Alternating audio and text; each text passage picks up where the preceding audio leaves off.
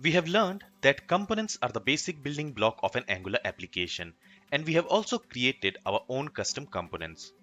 We also learned how Angular apps are executed and how data can communicate between components and the view template using data binding. But there is another key building block of Angular which we use to build our Angular applications, and that is directives. Directives are simply an instruction in the DOM. We use directives to tell DOM what to add to the web page and what not. We also instruct DOM using directives on how to display the HTML element. And we actually already use directives without knowing it.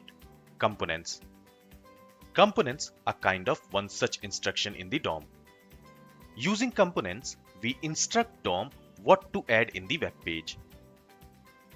So once we place our selector of our component somewhere in the template, at this point of time, we are instructing Angular to add the content of our component's view template and the business logic of the TypeScript code in the place where we have used the component selector.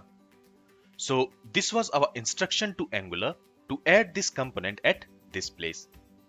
And indeed, components are directives, but directives with a template. There are also other directives without a template. For example, we can have a custom directive for changing the background color of a web page element to green, and we can call it change div green. So this can be a custom directive which you can build and use it on all those web page elements whose background color you want to change to green. Okay? Now, typically we add directives with an attribute selector, but technically the selector of a directive can be configured like the selector of a component. So you can also use a directive like a CSS class or like an HTML element, but mostly we use directives like an HTML attribute. Now, just like a component, a directive is also a TypeScript class decorated with @directive decorator. That means when we want to create a custom directive, we create a TypeScript class and we decorate it with @directive decorator, as you can see in the image. And we will talk about creating custom directives in the future lecture of this course. But remember that Angular also provides us with some built-in directives like ngIf, ngFor, ngStyle, ngClass, etc. And we will talk about these built-in directives in our coming lectures. Now, a directive can be classified into two types: structural directive and attribute directive. A structural directive manipulates the DOM by adding or removing web page elements.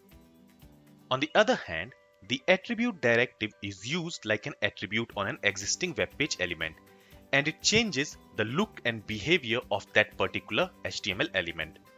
Okay, attribute directive does not add or remove elements from the web page.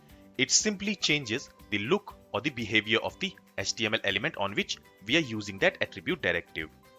And in the coming lectures, you will understand what is a structural directive and attribute directive with some practical examples. So this was a very high level overview of what directive is and what we use it for. In the next lecture, let's talk about some built-in directives, and let's start with ngFor directive. This is all from this lecture. Thank you for listening and have a great day.